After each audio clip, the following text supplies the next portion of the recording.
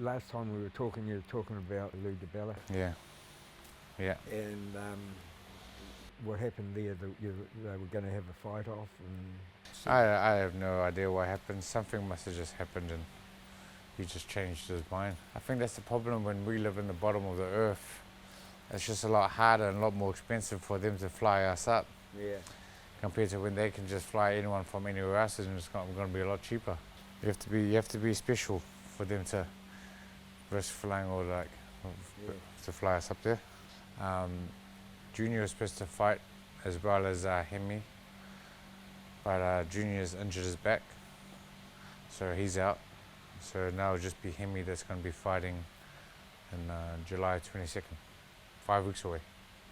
So how have you kept ticking over for so long? No, yeah, he had that fight, just that recovery fight, after that stupid loss, and then so like now it's just kind of like this, trying to keep him busy, trying to keep him in the gym. Yeah, I think even Eugene was talking about trying to give him a expedition MMA fight, but I said no to it because they wanted it before this fight. I was like, oh, no, that would no. have been good. Yeah, well, and Hemi would love to try to do something stupid like that. I mean, like doesn't know jack shit, but he'll just love to give it a go. Yeah.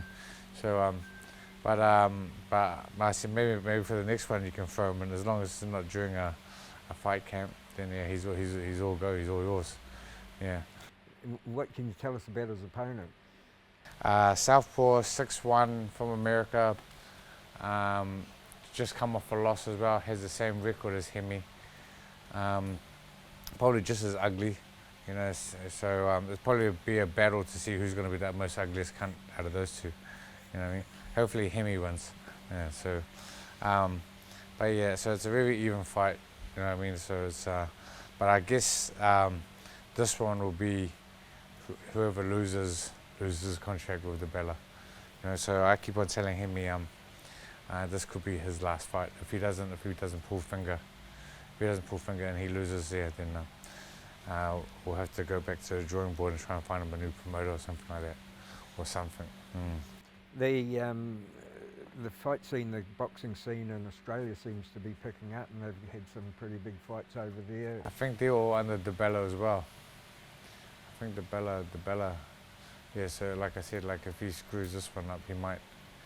Yeah, so he might. Yeah, we'll see how it goes. Well, I'm not planning to lose. I'm planning, but I'm still thinking Hemi's gonna win this fight. But we've got to be open for everything. All kinds of be prepared for anything, because anything could happen. Yeah. And how long are you expecting Junior to be out? Oh. You know, I don't know. I can't answer that question because he hasn't actually told me what's actually wrong with his back. Yeah. All he told me was he's got back issues, and that's all I know. Yeah. Your amateur team, how's that been going? Nah, they're good. They've been really busy. They're constantly always something going. So I got Roman Taj, Genah Fabian, and a kid that I call Ugly, but his real name is Milan, I think.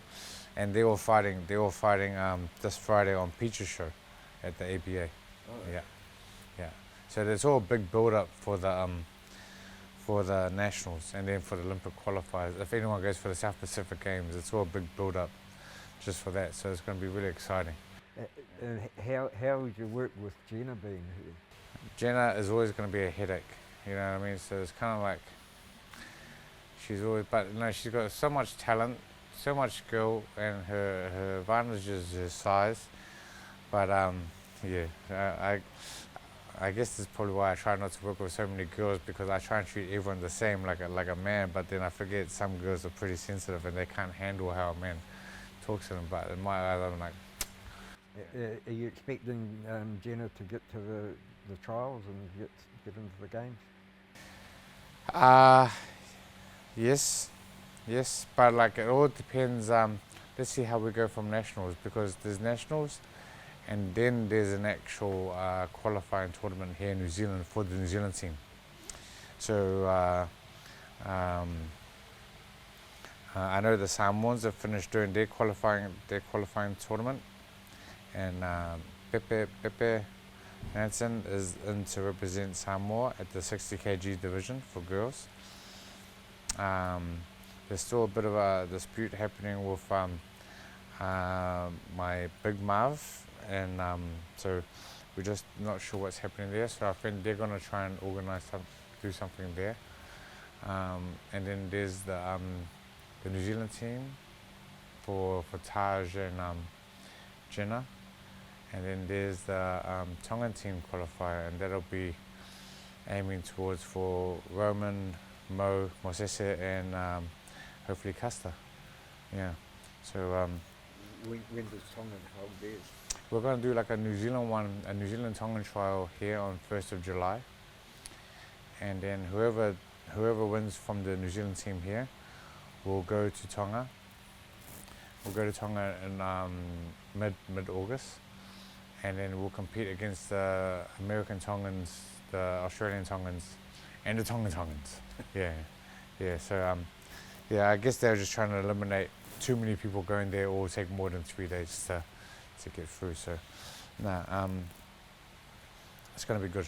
Well, you said one interview a wee while ago that you were hoping to be as busy as MMA team, and it looks like you're working your way there.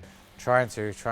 Hey, but it's all a learning curve, and I think this is my second year in boxing now. So, yeah, we're doing all right. We're chipping away. Cool, mate. Hey, thanks very much for the catch up. Thanks, And Can I run away now?